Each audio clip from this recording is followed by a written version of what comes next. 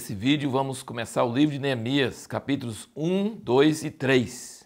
Novo livro da Bíblia, seguindo na mesma época e mesmo tempo de Esdras.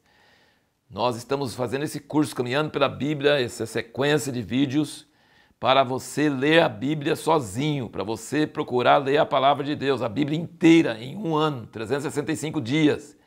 Seguindo essa tabela aqui, nossos vídeos falam sobre a leitura de cada dia do ano. Então é muito importante que você leia primeiro e depois você assista, depois você veja o vídeo, que isso cria um dinamismo e um ânimo, e eu espero que você crie um hábito de ler a Bíblia todo ano. Isso é muito importante, tem sido a herança mais importante que meu pai deixou para mim, foi isso, esse hábito, essa prática, e isso cada ano se torna mais forte, mais viva, mais interessante a Bíblia, e a gente descobre coisas novas cada vez. Aqui no início de Neemias nós vemos a resposta à pergunta que nós fizemos no último vídeo, como um líder pode ser o fator para começar avivamento e reforma no povo de Deus.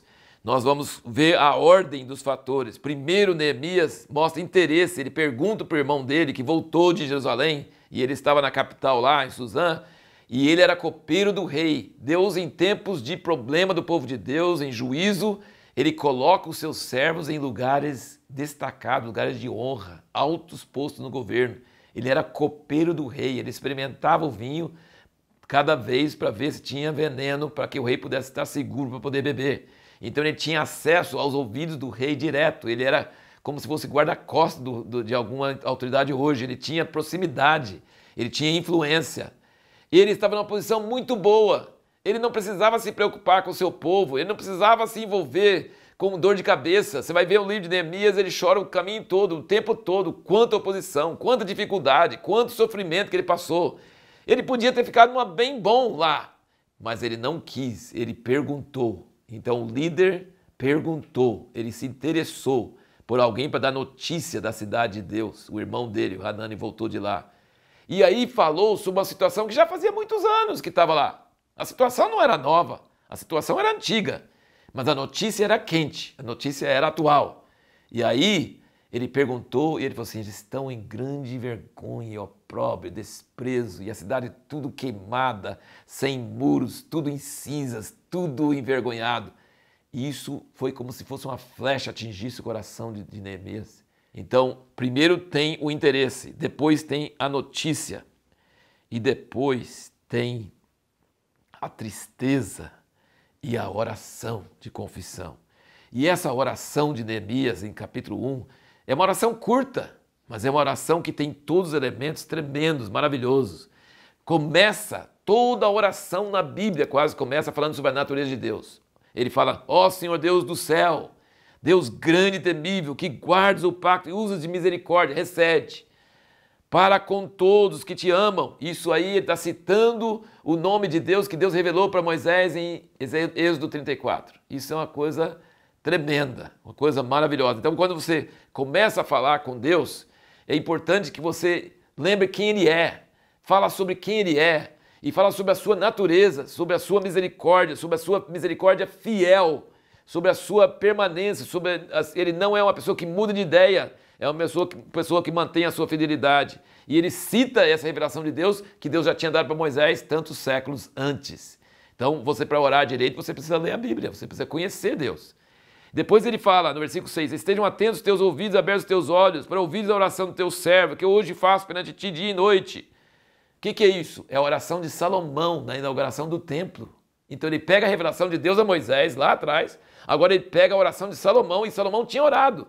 Se o teu povo pecar e estiver lá no cativeiro e orarem e confessarem os seus pecados, estejam os teus olhos abertos dia e noite. Então ele usa os termos que Salomão usou na oração dele. Ele está baseando a oração dele em cima da palavra. E aí ele confessa os pecados e fala, confessando os pecados dos filhos de Israel que temos cometido contra ti. Sim, eu e a casa de meu pai pecamos. E aí ele confessa os pecados. E aí ele fala, no versículo 8, lembra-te, pois, da palavra que te ordenaste a teu servo Moisés, dizendo, se vós transgredirdes, eu vos espalharei por entre os povos. Mas se vos converterdes a mim, de lá os ajuntarei e os trarei para o lugar que tenhas escolhido. Então ele vai se baseando na palavra de Deus, aquilo que Deus falou com Moisés, aquilo que Deus falou com Salomão, E depois ele termina a oração, eles são os teus servos e o teu povo que resgataste com o teu grande poder e com a tua mão poderosa. Então ele está dizendo, apesar de tudo que nós fizemos errado e todo o nosso pecado, nós estamos baseados na tua palavra. Tu falaste que se nós arrependermos, eu estou aqui arrependendo em nome do povo. E eles são teu povo, mesmo pecando, eles são teu povo, que você resgatou com grande poder. Então ele está jogando a responsabilidade para Deus. E agora, presta atenção como ele termina. Isso é uma coisa que eu queria mostrar para vocês, como a oração é importante. Ele é baseado na natureza de Deus, que ele é misericordioso. Ele é baseado na palavra de Deus e as promessas e alianças que ele fez no passado, que a gente pega lendo a Bíblia. E é baseado num objetivo prático, hoje. Então não é só citar a Bíblia para Deus, porque Deus já conhece a Bíblia. É basear um pedido prático para hoje, em cima da palavra escrita de Deus. O que ele fala aqui, ó? Faze prosperar hoje o teu servo e dá-lhe graça perante este homem. Então ele está falando, Deus, eu estou fazendo essa oração, não é à toa não. Não estou pedindo para o Senhor fazer alguma coisa, eu estou pedindo para o Senhor me dar misericórdia diante desse homem, do rei. E aí ele não sabia que dia que ele podia falar e o rei só viu que ele estava triste, tá? Aquela cara de quem chorou muito, sabe, de quem está. E ele falou assim, nunca vi você triste. E ele tremeu na base. E aí ele fez o que eu chamo de oração relâmpago. Sabe o que é oração relâmpago? É inaudível, porque estava na presença do rei, não podia estar orando ali, né? Ele fez uma oração relâmpago. Ele diz aqui, ó, ele temeu sobremaneira, ele podia morrer com esse pedido, dependendo do ânimo do rei. E aí ele fala, é uma oração inaudível, relâmpago, rapidinho. E aí ele fala com o rei. E o rei fala assim, o que você quer fazer? Quando você vai voltar? E aí ele conseguiu tudo que ele pediu para o rei, ele ganhou. E veja a diferença, olha como você não pode ser clone de outra pessoa. Você não pode copiar a maneira que outra pessoa, homem de Deus, faz. Porque Esdras teve vergonha de pedir ajuda do rei, porque tinha falado, Deus ajuda aqueles que esperam nele. E Neemias não. Neemias falou assim, pode me mandar os guardas, pode me mandar o exército. E o exército foi com ele. Então você vê, é para ir com o exército ou não ir com o exército? Depende. Se for Esdras, você não vai. Você jejua. Se for Neemias, você vai com eles. E você vê, em todo esse livro de Neemias, vocês vão perceber que ele é uma pessoa muito prática. Ele é uma pessoa muito mãos na obra, assim, mãos, pé no chão, coisa.